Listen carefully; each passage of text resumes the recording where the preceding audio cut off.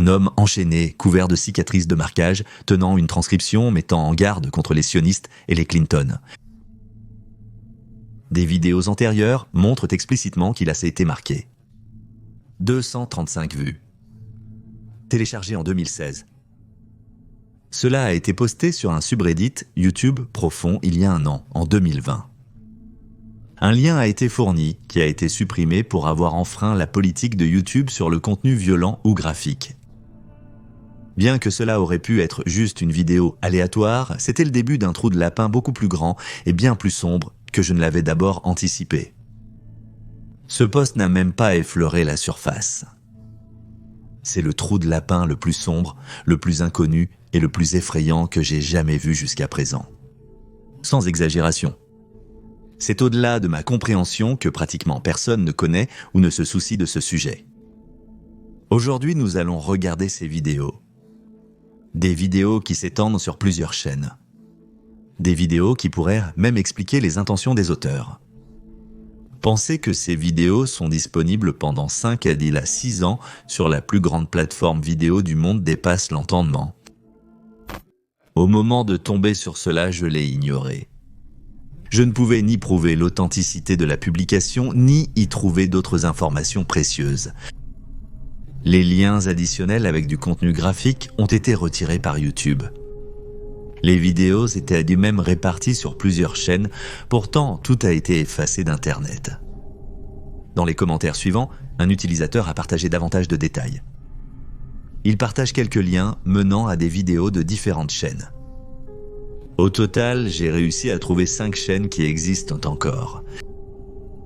Il y en avait certainement plus que cela, mais ils ont soit été interdits, soit ne sont pas vraiment traçables.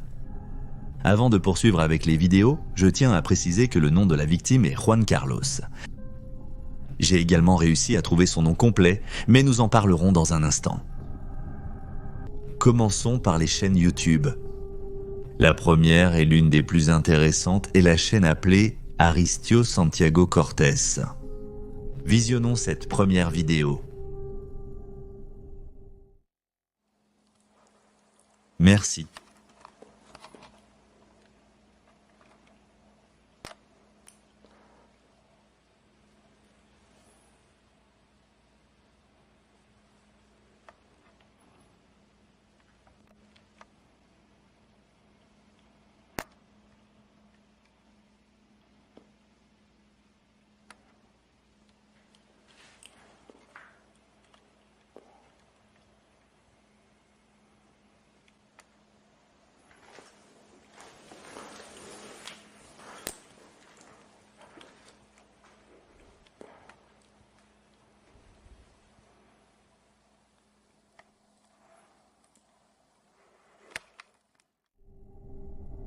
C'est à peu près toute la chaîne.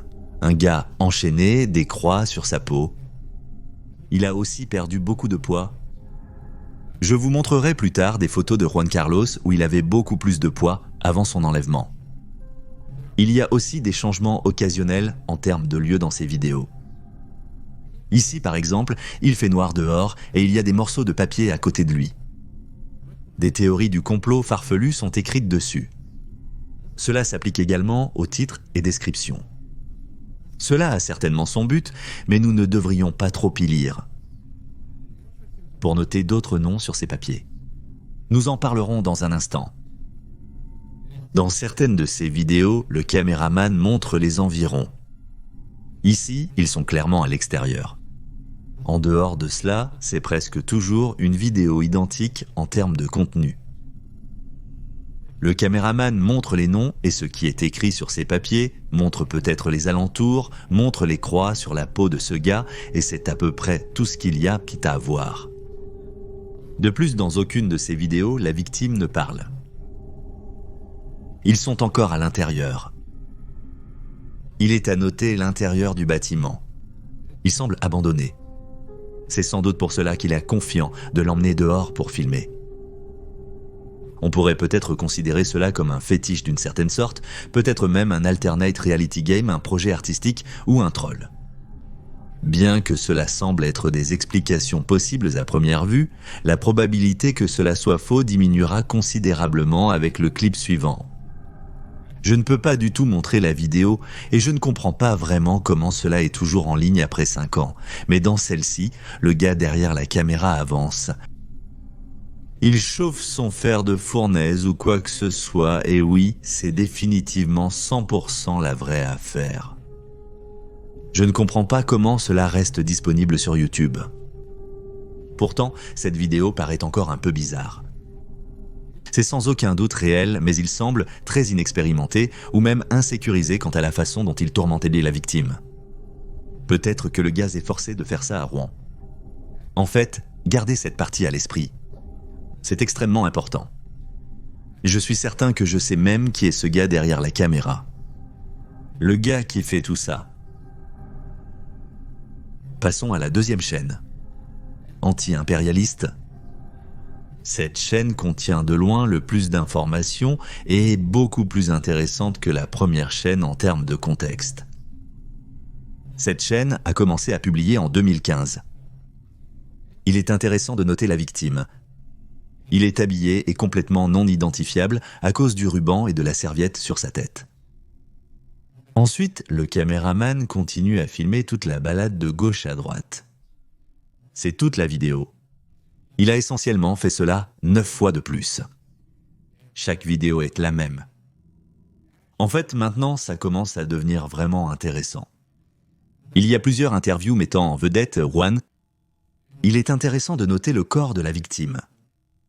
Il semble avoir beaucoup plus de poids par rapport aux vidéos que nous avons vues plus tôt. Tout est en espagnol, alors j'ai demandé à un spectateur de transcrire et de traduire les interviews en anglais. Un grand merci à Ezra. Sans leur aide, nous manquerions beaucoup d'informations. Aussi, merci à ATL Civic Sunset 22 et No Time Tryant pour leur contribution. Ils sont tous des locuteurs natifs ou comprennent au moins la langue et cela a énormément aidé. Commençons par la première interview.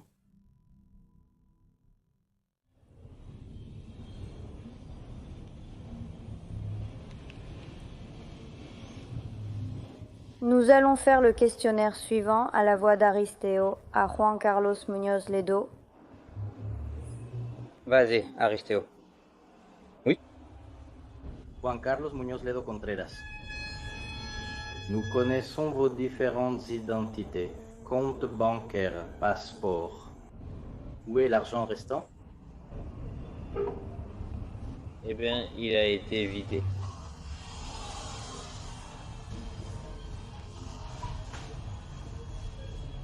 Eh bien, c'est votre réponse.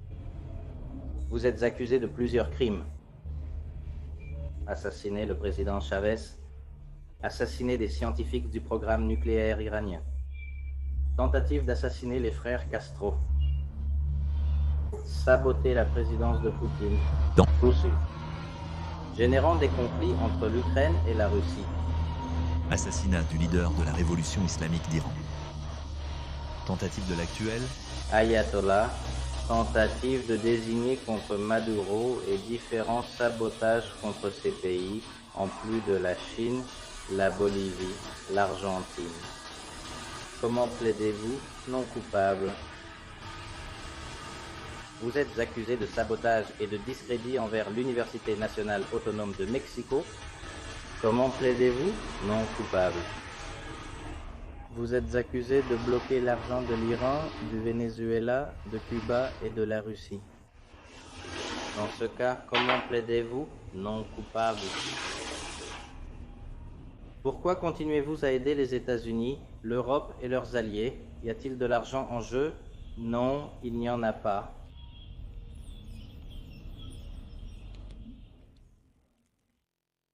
Donc, ce gars, comme nous le savons, s'appelle Juan Carlos. Son nom complet est en fait Juan Carlos Muñoz Ledo Contreras.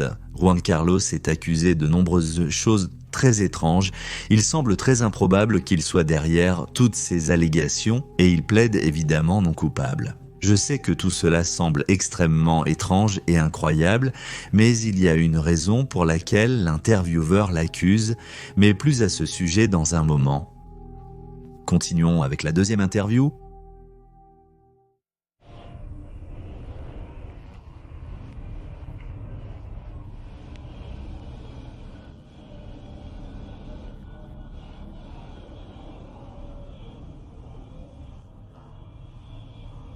Qu'est-ce que l'opération Cassiel Gabriel 1?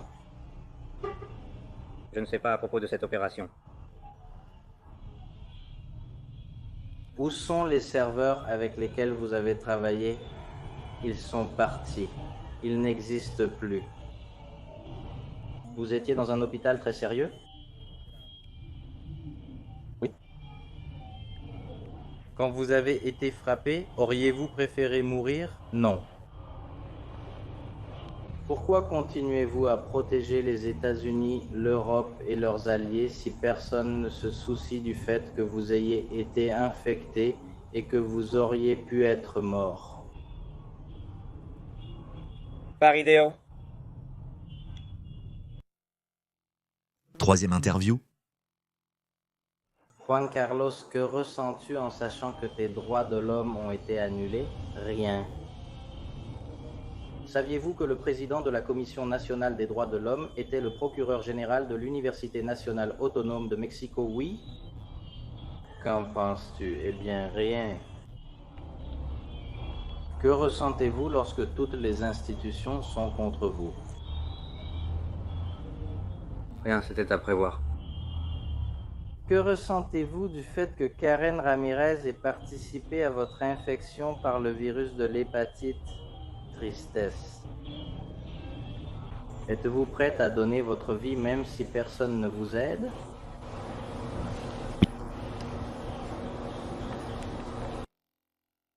Et le quatrième et dernier entretien. Te sens-tu déçu d'avoir tout perdu? Non. Saviez-vous que n'importe qui peut être torturé? Et que personne ne s'en soucie. Oui. Savez-vous qu'il n'y a aucune conséquence de ce qu'il... Oui. Les autorités s'en fichent. Ressentez-vous l'utilisation totale De sodium et... ce que Victor? Cerda a fait? Ressentez-vous simplement l'utilisation du stylo à sodium total et ce que Victor Cerdas vous a fait? Eh bien, juste... Non. C'est une méthode. Et ce qu'il a fait, eh bien, c'est son truc. Êtes-vous un agent d'une quelconque nationale ou étrangère? Agence. Non.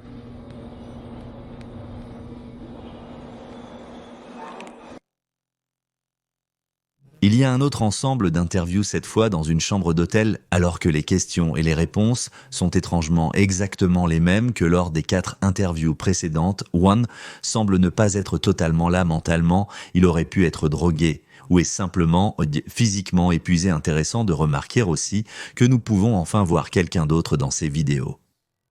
Le but de ce gars, ou qui il est, n'est pas clair, mais il est évident qu'il est également impliqué d'une manière ou d'une autre. C'est évidemment une énorme piste. Je parlerai de cela dans la partie enquête de cette vidéo. Après ces entretiens, nous avons à nouveau un ensemble de ce qui semble être des vidéos de lui se faisant tourmenter.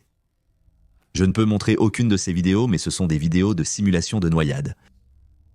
La chose étrange est que, dans la plupart des vidéos, son visage est tourné vers le sol, pas le plafond, rendant tout le processus très inefficace. Il y a aussi de grandes pauses entre les simulations de noyade, où il peut se reposer, ce qui n'a pas beaucoup de sens non plus. Il ne lui demande également rien. Normalement, vous voudriez l'interroger pour obtenir ses aveux. Cependant, sur un total de 5 vidéos, il y a une seule vidéo où son visage est tourné vers le plafond, et c'est certainement la vraie affaire. Il a encore beaucoup de temps de repos, mais c'est définitivement la façon de faire, si vous voyez ce que je veux dire. D'autres téléchargements sur la chaîne semblent être des interviews supplémentaires. Ils sont tous les mêmes. Les mêmes questions, les mêmes réponses. La dernière vidéo est de lui assis. Le caméraman tient alors un objet sur sa tête. Je ne pense pas avoir besoin d'élaborer davantage sur ce sujet. Il y a aussi des audios de lui se faisant probablement électrocuter. Il y a encore une chose étrange sur la chaîne. Une vidéo de ce qui ressemble à un contrat. D'après ce que j'ai pu comprendre, Juan Carlos a été infecté par la tuberculose pendant le processus de waterboarding. Il est question d'une implication de Cuba, de la Russie, du Venezuela, de l'Iran et de la Chine. Un paiement de 225 000 $, ce qui semble être son adresse personnelle quelque part à Mexico, où il a probablement été enlevé, et une série d'autres noms qui semblent être ceux de membres de sa famille et de personnes avec qui il est allé à l'école. On retrouve également les empreintes et signatures de 2 camarades de classe. De plus, certains de ces noms sont liés à l'Université nationale autonome de Mexico, une université au Mexique. Plus à ce sujet dans un instant. Avant de passer à la partie enquête, continuons avec le reste des chaînes. La 3e chaîne s'appelle Mario Hernandez. Cette chaîne est composée de vidéos très courtes. Il y a un total de 32 confessions. Vous ne pouvez rien voir dans ces vidéos, mais vous pouvez entendre Juan et le gars qui l'interrogent. Tous ces éléments sont les mêmes. L'intervieweur lui a posé les mêmes questions que lors de l'entretien précédent que nous avons visionné. Il est intéressant de noter que Juan change ses réponses. Alors qu'il plaidait toujours non coupable et qu'il ne faisait pas ce dont il était accusé, il admet maintenant qu'il a fait toutes ces choses incroyables. Voici les 2 premières confessions.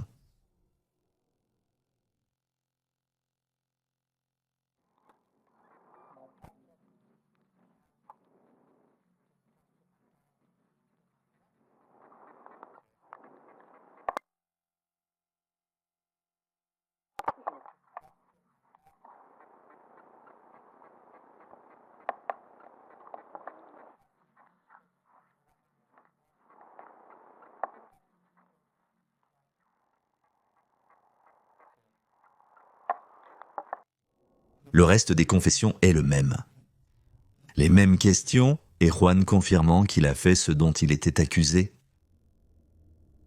José Luis Romero Silva est la 4e chaîne. Les vidéos précédemment présentes ici ont été retirées. La 5e et dernière chaîne s'appelle Gloria Uribe Medina. Ce sont des vidéos où Juan s'est courbé. Fait intéressant, ces 2 vidéos sont les seules vidéos de 2018. Toutes les autres vidéos sont soit de 2015, soit principalement de 2016. Dans ces 2 vidéos, il est tourmenté par une femme. Impossible de montrer la vidéo, mais c'est très étrange. Le contexte est insuffisant.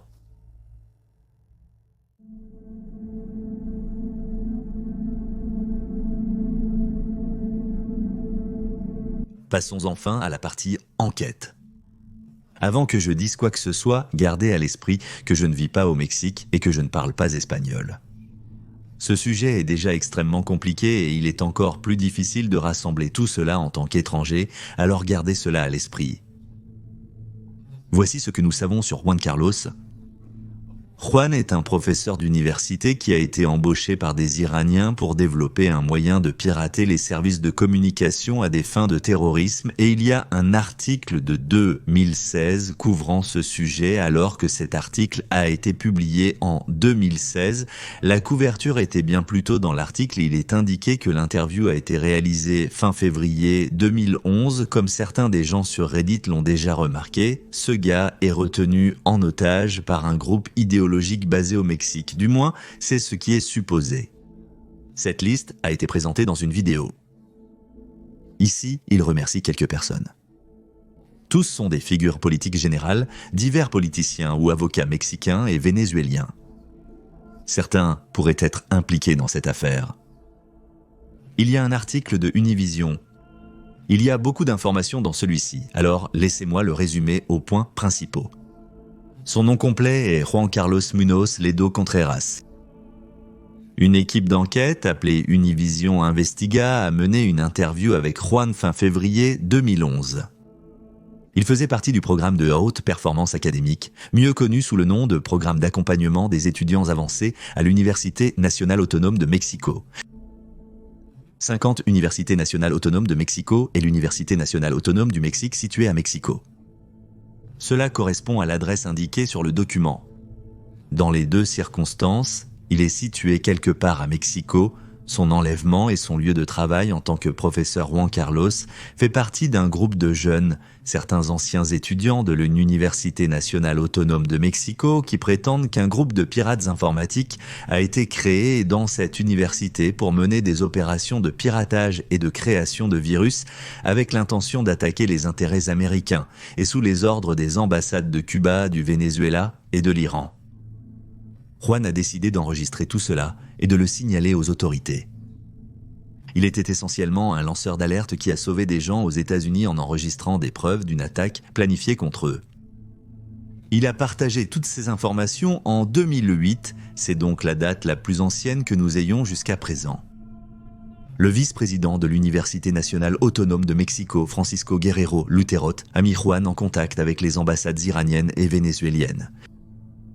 Il projette de démanteler le renseignement et d'attaquer les États-Unis. Il prévoit de faire des publications pour nuire à l'image publique des États-Unis et de recruter plusieurs jeunes pour créer un virus informatique afin de mettre hors ligne de nombreux ordinateurs du Pentagone.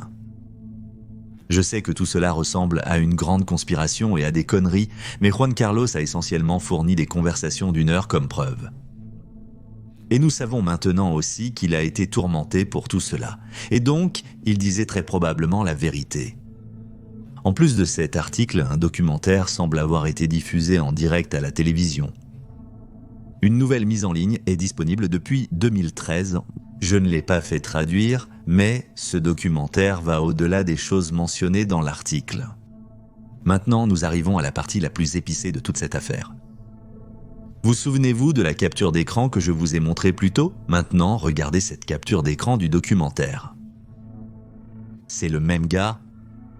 Ce gars est un ami de Joan. Donc son propre ami le tourmente essentiellement. C'est pourquoi la torture semble si étrange et inexpérimentée. Il prétendait probablement être son ami. Il n'est pas clair pourquoi il était même impliqué dans cette affaire en premier lieu. Quant aux vidéos sur les chaînes YouTube, elles ont été mises en ligne entre 2015 et 2018 et elles sont certainement aussi de cette période. Regardez cette écriture par exemple. Il tenait cela dans l'une des vidéos. Il est écrit Trump et Clinton, donc la date la plus ancienne est 2015 ou 2016. Donc jusqu'à ce point, Juan était toujours en vie. Il est tout à fait possible qu'il soit toujours en vie. Aussi en considérant le document d'extradition. Il a sans doute été extradé aux États-Unis. Juan peut être vu comme un martyr. Les personnes qui l'ont enlevé et tourmenté veulent en faire de lui un exemple. Ils le blâment essentiellement pour les morts du scientifique et du président Chavez, puisque Juan est membre de l'idéologie politique opposée. Ils ne le soupçonnent probablement pas de prendre leurs mensonges, mais ils essaient de le rendre responsable de cela. Ils le voient comme un traître. Le problème est que les documents que nous avons vus plus tôt contenaient les noms de ses membres de la famille et de ses camarades de classe. Ils le voient certainement aussi comme un traître. De plus, son propre ami est responsable de la torture. Cela rend tout encore plus effrayant qu'il ne l'est déjà. Son entourage est sans doute conscient de son enlèvement, mais ne s'en préoccupe pas. Il se fiche de ce qu'ils lui font. Il se fiche de ce qui lui arrive. Il se moque de lui ôter la vie. Personne ne le fait. Moi et quelques-uns d'entre vous continuons à enquêter sur ce sujet, essayant de découvrir s'il est toujours en vie et si nous pouvons attirer plus d'attention sur ce sujet pour trouver les coupables. Nous savons que son ami est impliqué, mais qui sont les personnes qui tiraient les ficelles? Ketawika Sega? Il a également accusé le vice-président de l'Université nationale autonome de Mexico lors de cette interview, donc l'Université nationale autonome de Mexico est définitivement impliquée d'une manière ou d'une autre. Malheureusement, ce sujet n'a reçu aucune attention en dehors de cet article et d'un court extrait dans un documentaire. Pratiquement personne ne sait cela, ce qui en fait un cas incroyablement triste. Il a empêché des cyberattaques destinées à nuire à des personnes innocentes et voilà ce qu'il obtient. Il semble être renié par sa propre famille, ses amis et ses collègues. Plusieurs vidéos de lui apparaissent sur le web, le montrant lentement mais douloureusement se faire enlever la vie. Où a-t-il survécu? S'est-il échappé? J'essaie encore de le comprendre honnêtement. Je n'ai aucune idée de la situation actuelle à Yunnan et à Mexico, mais je refuse de croire que tout le monde là-bas est d'accord avec cette punition. Si vous connaissez quelqu'un qui vit là-bas, n'hésitez pas à partager cette vidéo avec eux. Ne leur dites pas d'agir imprudemment, dites-leur simplement de me contacter sur mes réseaux sociaux. J'ai besoin de plus de détails pour savoir ce qui lui est arrivé exactement. La date la plus ancienne dont nous disposons remonte à fin février 2011. À ce moment-là, il n'avait pas été enlevé et avait encore beaucoup de poids. J'imagine qu'ils l'ont retenu en otage pendant quelques années, mais peut-être l'ont-ils laissé partir après un certain temps. Il y a aussi la question dans la pièce de savoir pourquoi les ravisseurs ont réagi si tard.